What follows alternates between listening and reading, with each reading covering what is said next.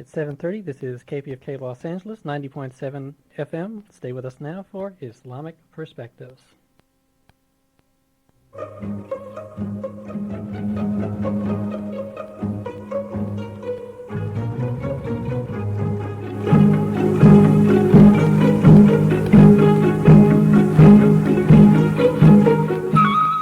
Bismi Allah Rahman Rahim. In the name of God, the Beneficent, the Merciful. Welcome to another edition of Islamic Perspectives. There are as many as 1 billion Muslims worldwide, an estimated 6 to 7 million Muslims in the U.S., and as many as 1 million Muslims in Southern California. I'm Loraine Mirza, inviting you to join us on KPFK 90.7 FM. That despite those numbers is the only station offering an hour of news, issues, and views from the Islamic perspective.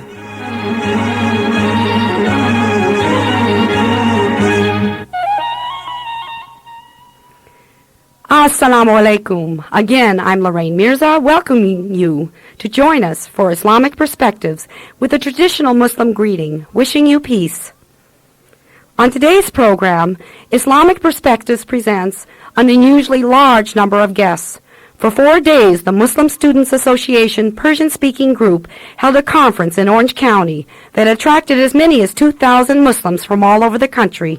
We are fortunate that a few of the speakers at the symposium have agreed to join us in the studio, and one via telephone. In addition, visiting the Los Angeles area is a member of the South African Transvaal Provincial Administration. Since all of these very special guests will be leaving Los Angeles shortly, we would not want to pass up this extraordinary opportunity to have them with us at KPFK. Also in our studio is a guest we scheduled earlier, who we'll hear from briefly. And fortunately, he is from the Los Angeles area, so hopefully we'll bring him back for a longer discussion on another edition of Islamic Perspectives. So let's begin by introducing him. Amin Yasser Muhammad recently published a book called Afrocentricity minus Al-Islam Cheats, exposing the conspiracy to rob African Americans of their most precious heritage. This is a book he wrote in response to what he calls an anti-Islamic spin by some Pan-African studies professors connected to black studies departments at some of our universities. Welcome to Islamic Perspectives, Brother Amin Yasser Muhammad. Can you tell us who some of these individuals are and why you feel they are, as you stated in the introduction of your book, involved in spreading false information about the role and spread of Islam in Africa? Yes, ma'am. Assalamu alaikum. Wa alaikum salam. And I'd like to say to all the listeners, to Muslims, assalamu alaikum to you. After the death of Malcolm X, Malik al-Shabazz, the State Department, I believe, and I've actually researched this, was concerned about the sentiments and the affinity that African Americans had toward people in the Middle East and Africa, especially Muslims. After the 1968 Arab-Israeli War, and especially after the 1973 Arab-Israeli War and also the Arab boycott of the United States as far as oil is concerned, the State Department initiated a campaign of anti-Muslim and anti-Arab propaganda.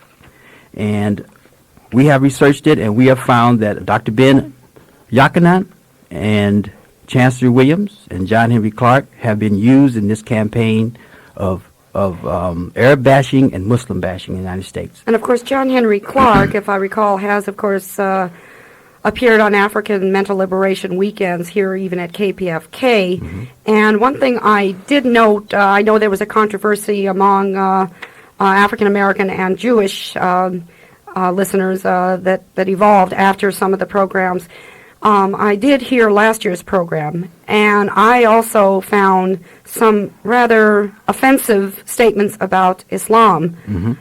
And including things calling Arabs mulatto people or white people or mongrel people. I heard those statements used, on the air, and as well as calling Islam a foreign religion that's being imposed on Africa. So how do you respond to that? Yes, ma'am. I have that documented, and I have well, I've written extensively about that problem in my book. Islam is a worldwide religion, and it was initiated by the Arabs, and it spread to Africa and other parts of the world.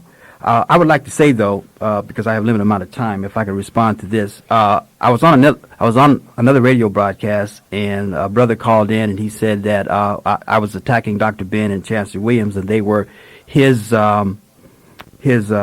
intellectual mentors. I'd just like to read something from my book. I have it documented here, and this is from Chancellor Williams' book. In order to show that their work is targeting African Americans, they are trying to turn African Americans away from the religion of Islam. And in order to work for the State Department. Chancellor Williams said on page 23 and 24 of his book, blacks in the United States are dropping their white slave masters' names and adopting not African but the Arab and Berber slave masters' names. To repeat, then blacks are in Arabia for precisely the same reason blacks are in the United States, South America, and the Caribbean islands through capture and enslavement. Chancellor Williams was targeting African Americans. He's questioning our conversion. Dr. Ben says this about that. In answering this brother who was defending Dr. Ben as not an enemy of the Muslims, those African American blacks. This is Dr. Ben speaking in his book. What is it? The one. Well, anyway, let me read it first. I don't have a lot of time. Those African American blacks who recently rushed to claim Islam and Arabic heritage in their struggle to rid themselves of Judeo-Christian religious enslavement obviously indicate a complete lack of knowledge of the history of the jihads, holy wars Islam brought to Africa from the year 640 CE and in East Africa from the 12th century CE. Then I'll skip to the bottom. Yet the descendants of the same African people who are now converts to Islam want each and every black man, woman, and child to embrace one of their former slave masters' religions in their flight from their present-day slave masters. So they are targeting African Americans for their disinformation and misinformation campaign. And of course, later on in the program, we do have an African brother from Nigeria who is also a Muslim who might give us a brief history of how Islam came and perhaps may have some comments on this subject as well.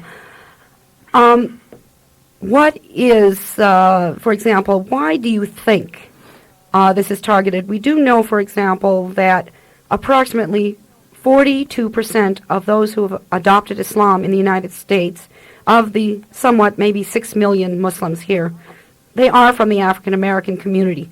Do you think that this is to try to change that trend? Most definitely. Anybody who has read the works of Malcolm X knows, and Sheikh Anta Diop and Nkrumah knows that these brothers were trying to build unity among third world peoples. They call it the Afro-Asian Arab Bloc. The Afro-Asian Arab Bloc. And they were trying to bring unity to these ex-colonial peoples in order to lift their lives up. The State Department was concerned about that type of thing, and they initiated these movements and these people to drive a wedge between Africans and Arabs and Indians and Pakistanis, just the whole divide and conquer routine. And that's why they're concerned about the African American converting to Al-Islam. In your book, you cite an impressive number of historians who have covered the African contributions to the world's history, and among them are W.E.B. Du Bois, or Dubois. I am never sure how we should pronounce his name. Dubois seems to be the correct name, but it seems to me we use Du Bois, so however it is, excuse me.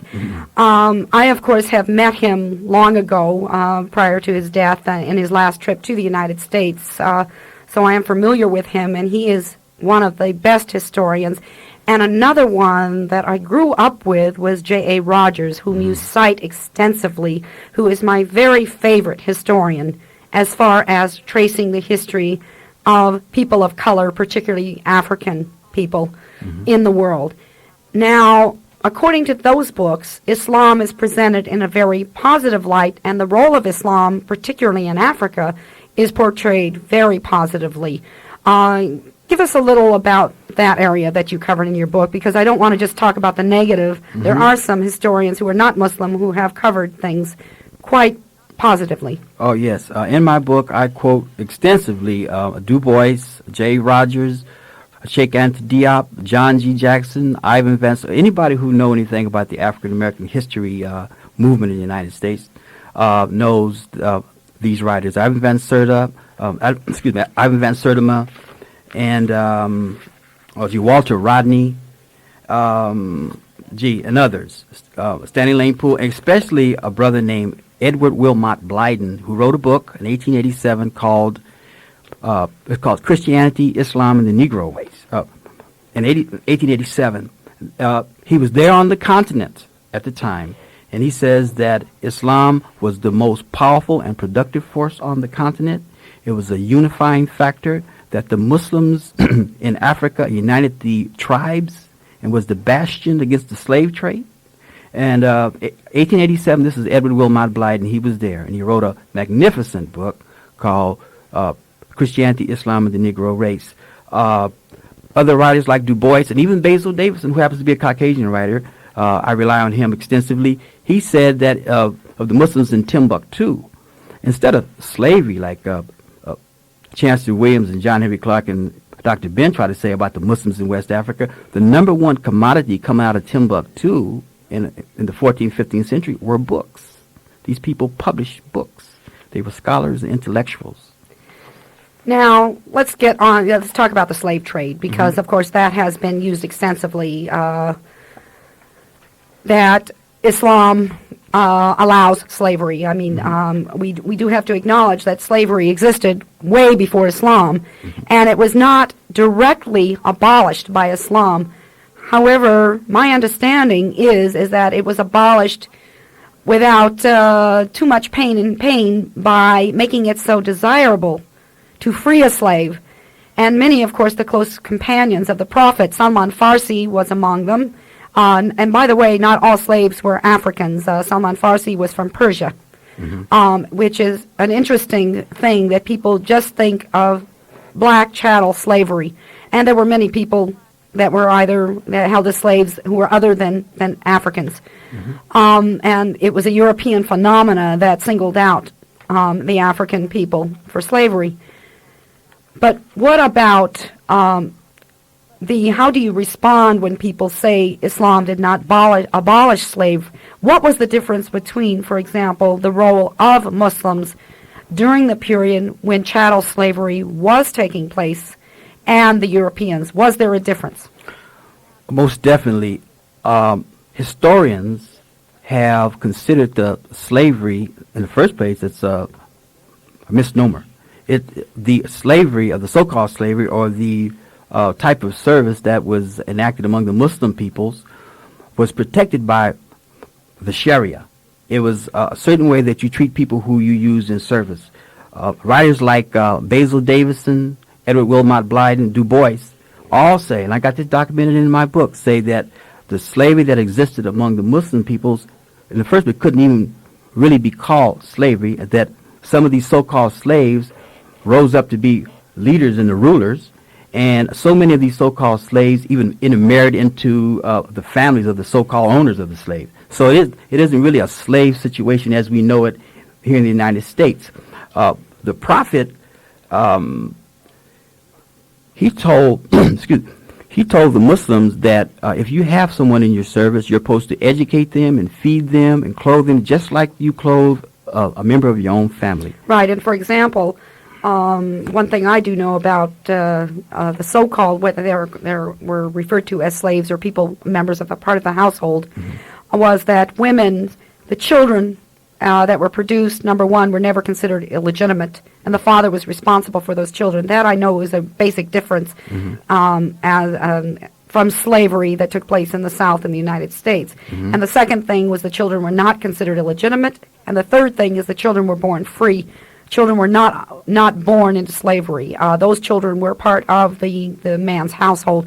So I do know that is one basic difference. What other differences? Right. Ed, I'm referring to, well, in my book, I have a little section called Ascending Miscegenation. It's where a lot of the early Arabs and Muslims, anytime they married a woman, like a non-Muslim woman, all the children were born free. And these children were considered Arabs and Muslims if that was the Muslim. In contrast to to the slavery in the United States here, a slave master might have had children and sold the children away. If they were half his children, he never cared. And this happened endless times in the United States.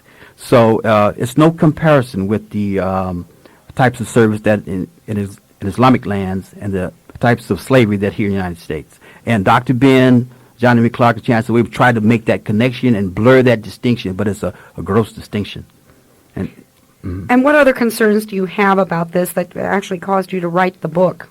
I'm concerned about Dr. Ben calling our Prophet sallallahu alaihi wasallam, who we all love all over the United States. I have a video that he calls the Prophet a name, I hate to even say it on the air, but a very derogatory name. He was responding to a brother in New York City who was asking him to give the source where he was saying that Bilal ibn Rabah taught the Prophet Islam. And this brother was adamant and asking Dr. Ben, so-called Dr. Ben, where'd you get that from? Where is that written? You're saying that Bilal taught the Prophet Islam. And he turns around and he says that Bilal taught the dummy Muhammad Islam. That's what Dr. Ben says on a videotape. So I was concerned. I was moved by that. And I was kind of afraid to put the book out, hesitant. But after he was so bold in saying that, I said, well, I have to be bold enough to put this book out as I see it and document it. I've been accused of over-documenting this book. I have so many quotes from so many so-called scholars, because I'm not saying anything off the top of my head. In my book, I quote credible scholars, and I try to do this, and I've been told, well, you quote so many people that you hardly say what you say. Well, African American people have been lied to and cheated so much and so often that sometimes we have to do this in order to have people understand that we are trying to tell the truth. I just want these Afrocentric people to tell the truth. And if I did over-document it, well, may Allah forgive me for that, but I think I was trying to do my level best. We are speaking with Amin Yasser Muhammad, who recently published a book called Afrocentricity minus Al-Islam. I think I'll just end the title at that point. It's easier to say that way. And, of course, we've only touched on the surface of the issues presented in your book. And I would like to invite you back on Islamic Perspectives for further discussions. Mm-hmm. Meanwhile, can you quickly give our listeners information where they can get a hold of your book? Okay, starting tomorrow, my book will probably be in Midnight Special here in Santa Monica. It's available at several stores on Crenshaw Boulevard, Dawa Bookshop, Malik's Bookshop on Crenshaw, even SO1 Bookshop, in Compton at Isis and Horace Bookshop on Compton Boulevard. And you could call me, or you could mail, write me at P.O. Box 18A 185 LA CA 90018. Right, and I will leave the information at the switchboard so that it can be passed on if anyone is interested, or you can write me in care of Islamic Perspectives at the station. Again, that was Amin Yasser Muhammad, and you are listening to Islamic Perspectives on KPFK Radio. I'm your host, Loraine Mirza.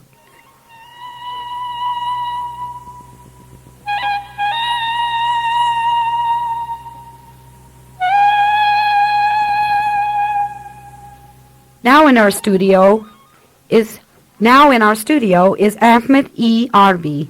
He is from the Asian community in South Africa and the only Muslim in the Transvaal Provincial Administration. We're honored to have you join us on Islamic Perspectives. First, I'm sure our listeners would like to know, as apartheid finally comes to its deserved end, how can we expect South Africa to institute a non-racial democracy? Thank you, and assalamu alaikum. Wa alaikum salam. To all the listeners out there, it is a privilege for me to be here and to address you on this specific topic. In the political calendar of the South African population, the year 1993 will always be remembered as the most historic year since it's heralding a new era of hope and fulfillment for all those who were regarded as the voteless masses in South Africa. Since the African National Congress, the Pan-African Congress, and all other liberation movements have been unbanned, and Nelson Mandela and other prisoners released, South Africa is certainly on its way to a non-racial, non-sexist, democratic South Africa.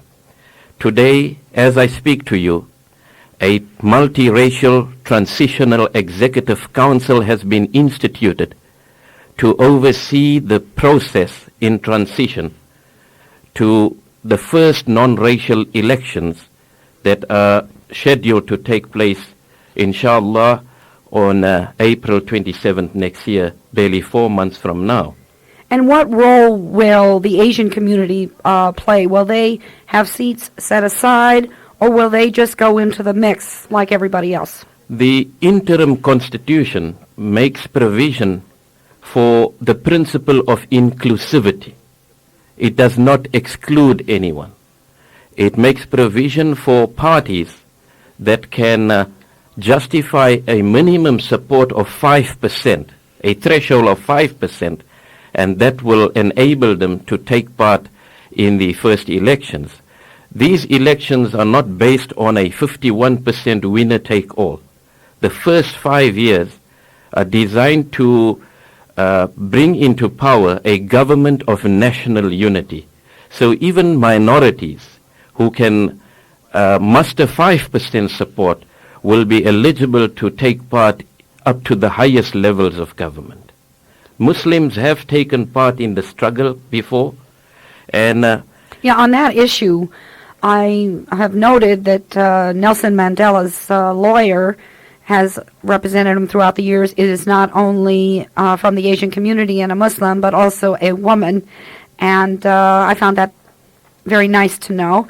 And the second thing is you spoke of someone else who actually served jail time with Nelson Mandela for many, many years for his fight. So could you tell us a little about him? Yes, Ahmed Kathrada was the Muslim who served 27 years with Nelson Mandela in prison. Ever since the 40s, Muslims were imprisoned as they stood up against the oppressive system. Hundreds were detained during the passive resistance campaign of the 50s, and in the 60s when apartheid was legislated and implemented very rigidly, many Muslims died in detention. To name but a few, Imam Harun from the Cape province died in detention.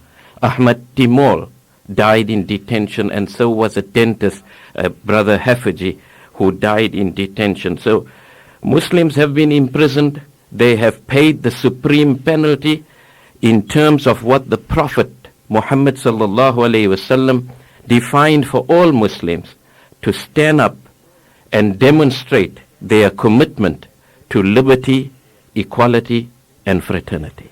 What is the percentage of the Muslim population in South Africa? They're obviously a minority. Yes, most certainly. The Muslims in total, the black Muslims, I'll have to identify them unfortunately in terms of the groupings, but they are Asian Muslims, to a limited extent white Muslims, black Muslims, and they approximately represent about 2% of the total population. And what South about Africa. the growth of Islam? Is it as phenomenal as it is in the United States and Britain? Many of the black brothers and sisters who have been disillusioned with the apartheid system, which was managed by the so-called Christian group, are very much inclined to accept other ideologies, and particularly many have accepted Islam. And that is a primary concern of particularly the missionary groups, operating in South Africa. One thing has concerned me, because we can't all be all positive when we talk about groups of people.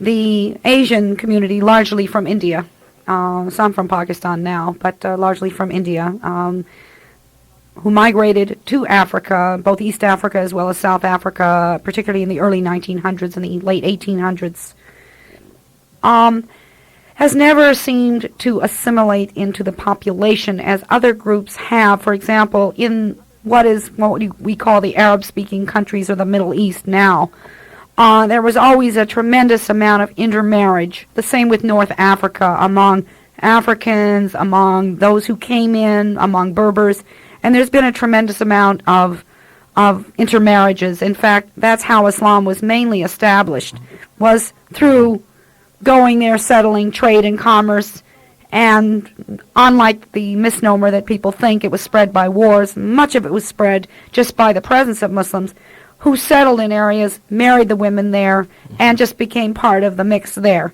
Right. This did not seem to happen with the Asian community as they came into Africa. They still maintain language, culture, 3 generations. They're still speaking Gujarati or Urdu, whatever their native tongue was. What is the prospects for future where there is a more closeness and perhaps marriage and perhaps other things among the communities in Africa? In answering that question, let me put it this way, Sister Loraine. There has been a change in perceptions. I don't think it would be fair to generalize. There are individuals and organizations that are going across the Rubicon and making contact and generating a new spirit of fellowship.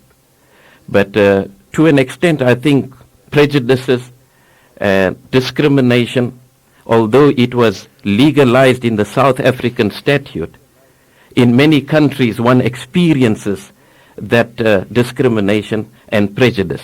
I think it's an international disease which has to be eliminated, and it has to be eradicated from the moral fabric of society, and the only way we can do it is by clinging to the wonderful code of conduct which the Holy Quran prescribes to all of us, and the wonderful teachings of the beloved Prophet Muhammad sallallahu alaihi wasallam, who by his appointment of a black Abyssinian as the first muazzin of Islam demonstrated the equality of the brotherhood of man. Right. In fact, the Prophet himself, of course, a descendant from Hazrat Hajra, That's correct. who was the wife of Ibrahim, who was herself an African.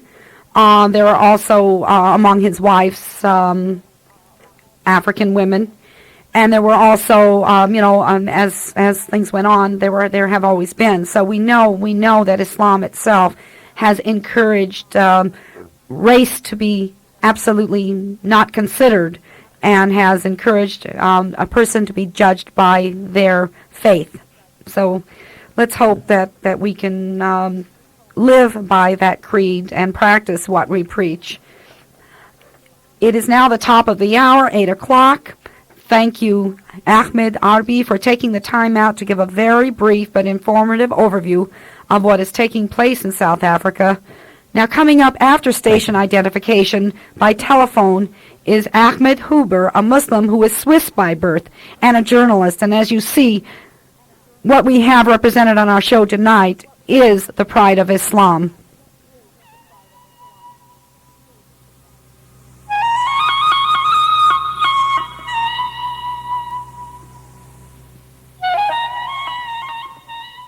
This is KPFK, Pacifica Radio, 90.7 FM in Los Angeles. I'm Loraine Mirza. Now stay tuned for more on Islamic Perspectives.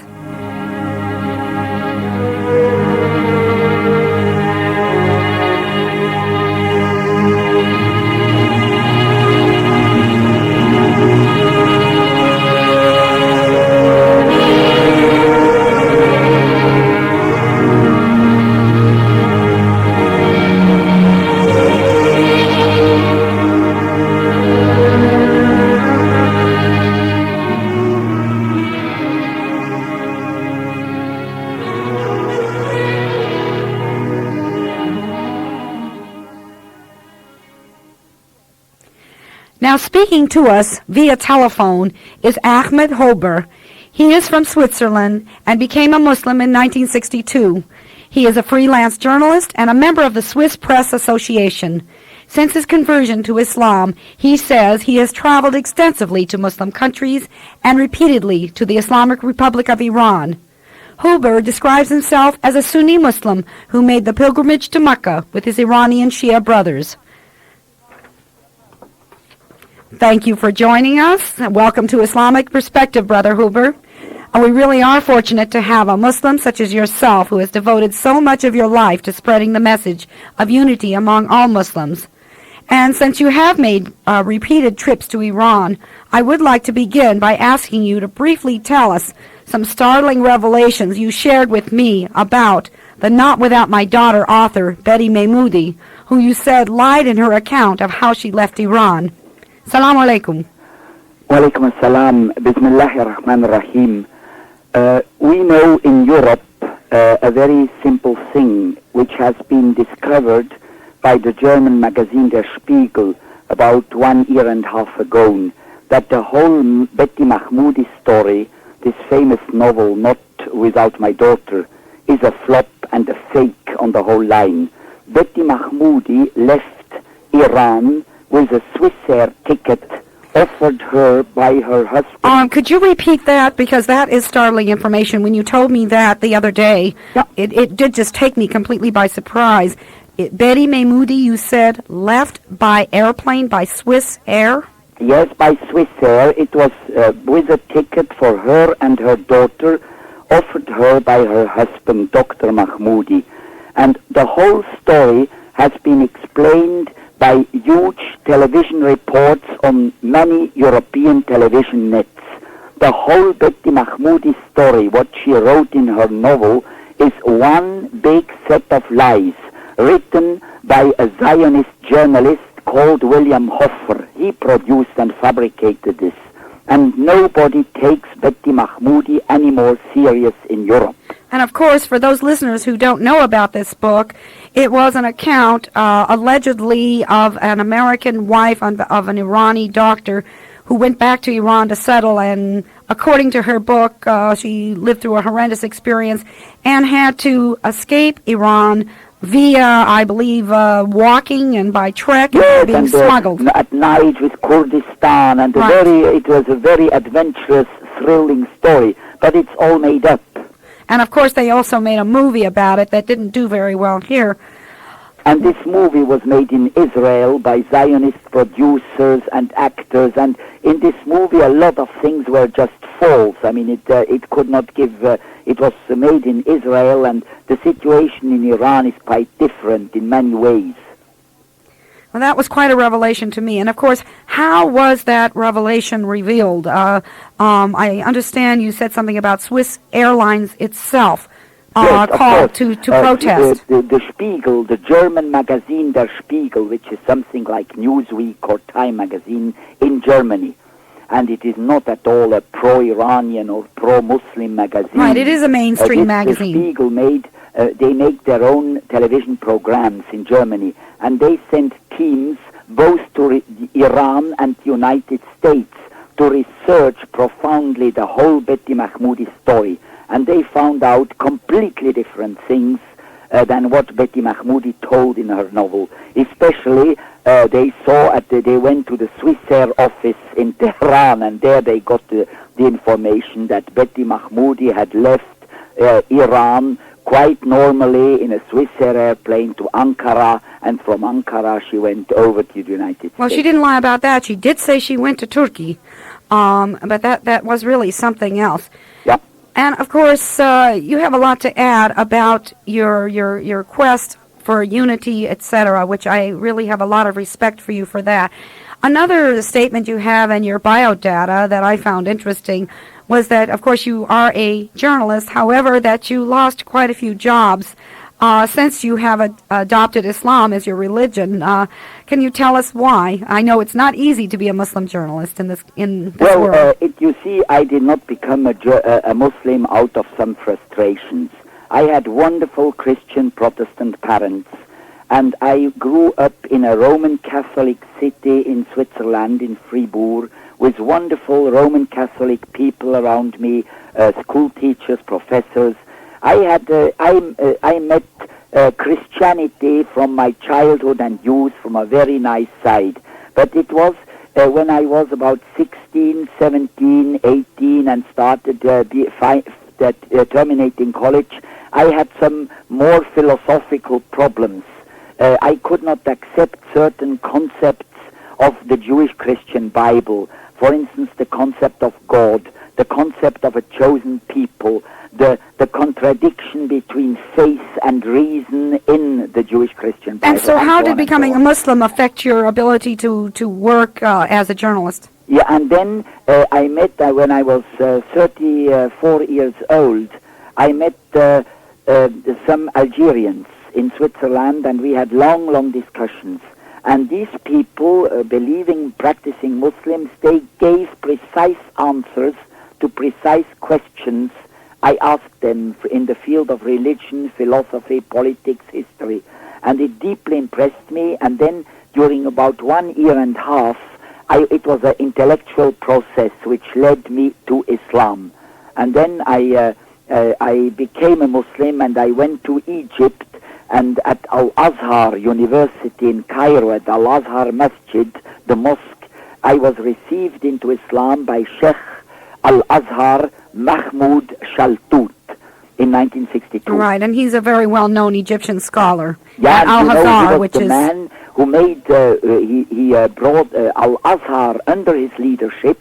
He made a fatwa, a kind of Islamic expertise verdict on Shiism and Sunni, on Sunni Islam and Shia Islam. And this fatwa says that there is no fundamental difference between Sunni Islam and Shia Islam, and that Sunnis and Shia Muslims are brothers, and they are absolutely equal, and they have no reason to discriminate each other or to fight against each other. They form one community. Okay, one last question before we leave you, because I'm still trying to get the a response about how it has affected your career. Particularly, you mentioned in your biodata, so I want to be specific about this, is because of your stance on Salman Rushdie's books, Satanic Verses. So if we have about a minute left, so if you could just give a brief synopsis of that. I was explaining to the Swiss people the background of the fatwa against Salman Rushdie. It made a big impression in Switzerland, because I argumented in quite a little bit a different way than journalists is argumented, and I showed them that that Salman Rushdie was part of a campaign against Islam, an organized campaign, and that he had, in a very obscene way, he had insulted God and the messenger of God, the prophets, and the revelation of God. And Swiss people understood this quite well. And then my employer got under pressure from the American and the Zionist side. My employer was a very great publishing house which does business with America. And they put pressure on my employer, and my employer, in a very friendly way, told me, "Listen, Ahmad, we have to separate, and I have to kick you out." But it was done in a very correct way. They paid me and a little rent, and everything is okay. But I have lost 3 times my jobs because I took position against the United States of America, its policies against the Islamic world, and I took position against Israel and the Zionists. And of but course, these things are now changing very rapidly in Europe. And our side is slowly winning, both in the Islamic world and in Europe. one problem with an hour program is it's all too little time to pack in so much. So regretfully, we need to leave you and go on to our remaining guests. I thank you so much, Brother Ahmed Huber, for joining us on Islamic Perspectives. Thank you so much. Assalamu alaikum wa rahmatullahi wa barakatuh.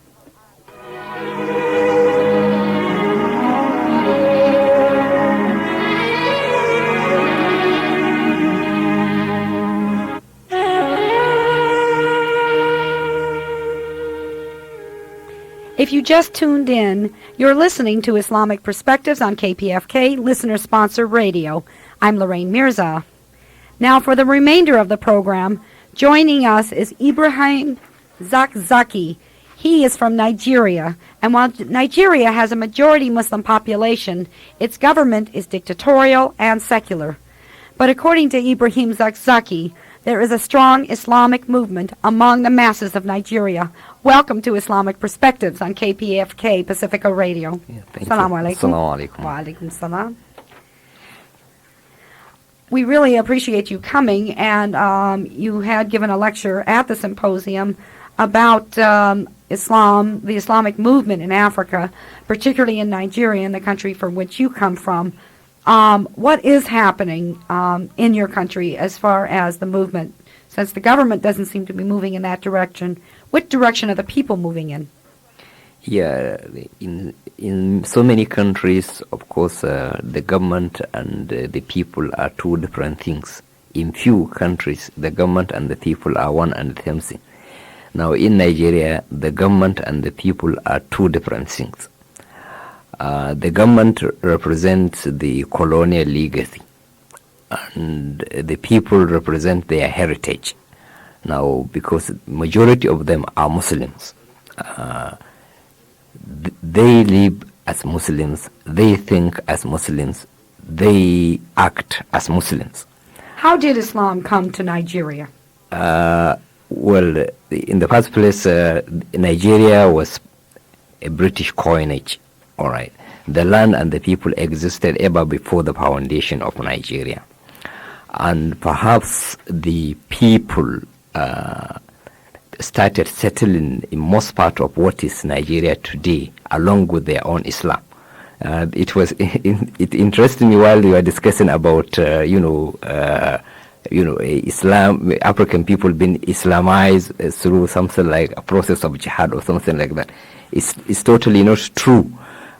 People started settling, and they were coming along with their own Islam. In fact, one typical example I can give is the Hausa language, which is a language spoken by the largest number of the African people. The Hausa language is spoken all across West Africa. It is my mother tongue. Now, the language is a vehicle of culture. All right, you use a language to express a culture. Today, if we examine Hausa language, we will find that about 2/3 of the total words in its vocabulary comes from Arabic origin. Thus, if you remove Arabic from Hausa language, then the remaining part is not a language at all. Similarly, our own culture, if you remove Islam out of our culture, then there is no culture at all. Now, it's very difficult to say when we become Muslims. Rather, it should have been when we become Africans. Yeah, we will consider ourselves Muslims first, even before becoming Africans, because we came and settled there. Our forefathers came and settled in what is Africa today, and they came along with Islam. You said something that was very interesting at the conference that Yeah. intrigued me, and one of those things was that before 1979, the population was traditionally Muslims. In other words, it was culturally and traditionally. However, a great change came after the Iran Revolution, and there became a more conscious practice, and there was a whole change of consciousness. Can you tell us more about that? Oh, what I was saying is in the 70s, there was this idea of thinking of the future. That is after all the upheavals, political upheavals in the 60s, the Civil War, which lasted in the early January 1970. So in the 70s, there was this idea of what should be the future of the country. And then what always focuses the attention of everyone is that the future should be Islam, particularly, the Muslims. And that was the topic of conferences, discussions among Muslim youth and the rest. And then all of a sudden, towards the end of the 70s, there was this eruption of Iran, which only gave us hope and, to the fact that what we have been yearning and aspiring for is realizable in the present age, since it has been realized elsewhere in the contemporary world. Okay, Nigeria, of course, is oil rich. but has massive poverty. How do you explain this? Simple, that the world goes to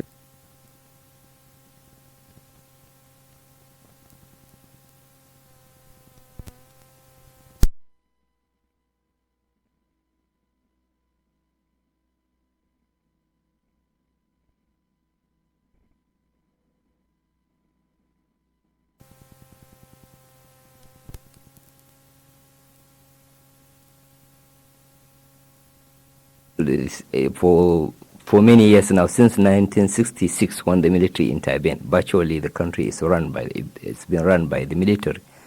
It's a chain of dictators, one after another, taking over. And of course, there were elections recently that were canceled. Yeah, well, it was the election was meant to be cancelled in the first place.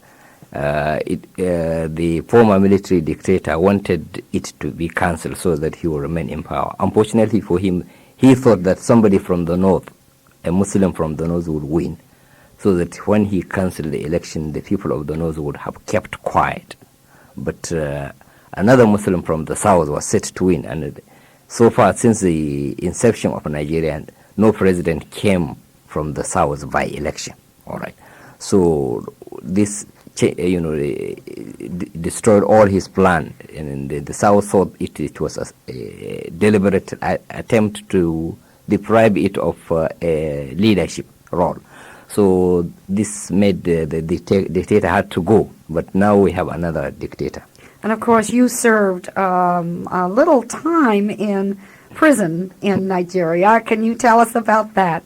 Yes, in the decade of 80s, from 81 to 89, out of that 9 years, I spent 7.5 in prison at three different occasions. Right, and what awful thing did you do? Always something like they would say, inciting disaffection to the government or something of that sort. Yeah, in one case they were revived, they saying inciting disaffection to the person of the federal military government of Nigeria. Yes, in most cases it was actually a detention without trial. Okay, I will invite our other panelists to let's all jump in Ibrahim? now. Yeah, I'd like to ask Ibrahim a question. And please identify Yes. yourself for our listeners. This is Amin Yasir Muhammad, author of Afrocentricity minus Al-Islam Cheats. I'd like to ask you, in my book I quote Malcolm on his trips to Africa. He said that it was a divisive, they had divisive mechanisms in force in order to keep the people divided. If the people were non-Muslim, they fought against the Muslims. If they were Christian, they fought against the non-Christians, and vice versa. And if they believe in African religion, they fought against the Muslims, vice versa. He says it's an old thing of divide and conquer, just like I say in the United States here among the Afrocentrists. But I'd like to ask you this. Can you identify the device? Evidently, in order to have the ruling class, the army, stay in power, they have to divide you some way. Can you tell me a little bit about the ways that they do that in Nigeria? Yeah, yes, you see, this is divide and rule has been a sort of device by which the colonialists have kept all the colonies in control. That's right. In Nigeria, it has been through north-south. Mm-hmm. Of course, we can go back to the infamous Biafra situation, which was very missionary-inspired. I did some research on some of these north-south divisions, also in what created Bangladesh, and which was more successful. Biafra was not quite so successful, and it appeared to me, I found an awful lot of activity and from the missionaries, particularly the Christian missionaries present there, particularly Biafra. What is happening now? Because I'm hearing all of a sudden, this is the first time in many years that I am sort of hearing a little rumbles that maybe this could flare up again. Yeah, the North-South is not only in Nigeria. It's, in fact, across the whole of West Africa, it was a policy of this partition of Africa. Mm-hmm. They gave each nation-state a share of a north and a share of the south. Right, and of course we've got the situation in Sudan as well. Mm-hmm. So right. That in the south, which they found mostly non-Muslims and to whom they have carried Christianity to, they gave them preference in education, so that they terminated the education of the Muslim people of the north to say elementary level, and then while those they Christianized could climb up to universities in Britain and France and so on. So it was not in true. the end, It was not true what we were told during the Biafran situation, for example. We were told the poor, oppressed South could not get any opportunities. That was simply not true. it wasn't true at all. What happened is, in fact, the people from the southeast, of course, the Nigerian north-south has also, the south itself is divided into not only two but three. There is southeast, southwest, and south central. Oh, South Central. Yeah, the southwest consists of a Yoruba people. The southeast consists mainly of Igbo. And then in between you have what are called southern minorities. And of course, you yourself, you are from the north. Yeah. And of course, you married somebody, I believe, from the south, right? Yeah, from the south. And somebody from a different, shall we say, tribal or whatever you want to Yeah, say, or yeah, ethnic but group there. I'm not sure how you want to refer to it, which I thought was probably the best thing that can happen to the world is to do that. Well, it has been happening, but between us, the Muslims, there is not much gap between us. Because in the south also, as I was saying, in the south, in the southwest is predominantly Muslim as well. All right. So my wife came from there. What happened in those days of this so-called Biafra war was actually a tribe known as Igbo, IBO, from southeast was in control of the military, the civil service, parastatals, and so on and so forth.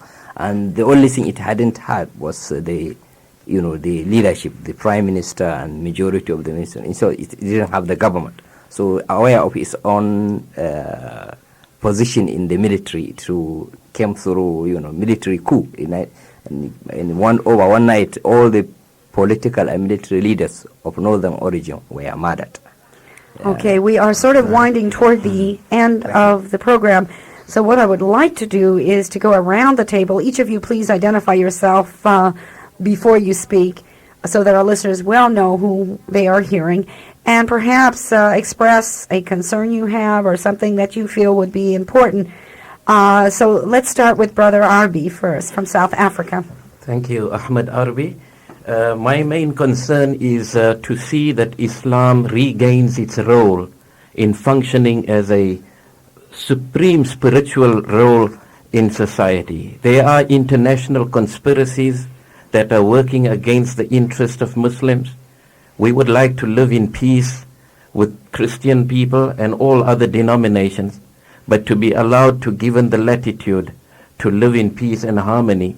And taking the cue from Brother Ibrahim, we would like to get rid of the old colonial demarcated boundaries that were designed to bring division within Muslims and within the broader communities in the international community of nations. I would like to see more sincerity from the so-called Christian governments in the West.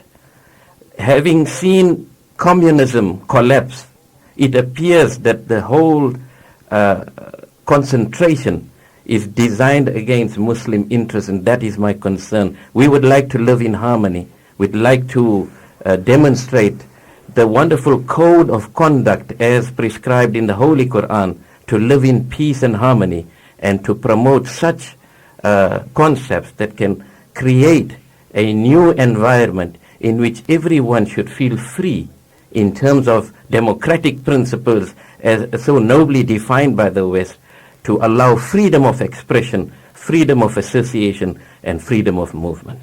Okay, Brother Zakzaky? Yeah, I want to emphasize on one point which, in your earlier speech with Amin Yasser, that's the link between Islam and Africa.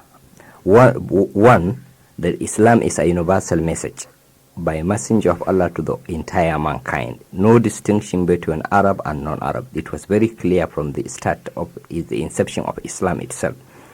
Two, that in the first place where Islam took shelter from is in Africa, in Abyssinia. Right, which was the Ethiopia, first yeah, place, Yeah, even before the foundation of Medina. Right. And then they first somebody who could, a king among all the king rulers of the world who embraced Islam was the king of Abyssinia. All right. And then thirdly, that I don't know who decided that there's a demarcation between Africa and Arabia. Like this Professor Mazrui was saying, who decided? Right. You go to Sudan and Somalia, you don't see any difference. You see the blacks are at the same time Arabs. All right. Who decides that this area should be called Arabia? Well, of course, I had an opportunity. I did have an opportunity to meet with members of the Sudan, and they were sort of laughing while I was sitting in front of him. He looked at me. He says, "Now I'm from the north. I am Muslim, etc., etc. But do I look like an Arab?"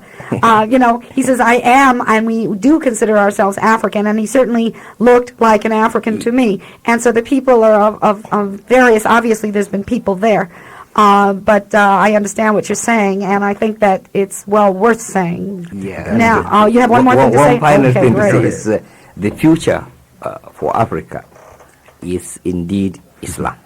Okay. Assalamu alaikum. I'd just like to say my concerns are more local and kind of selfish.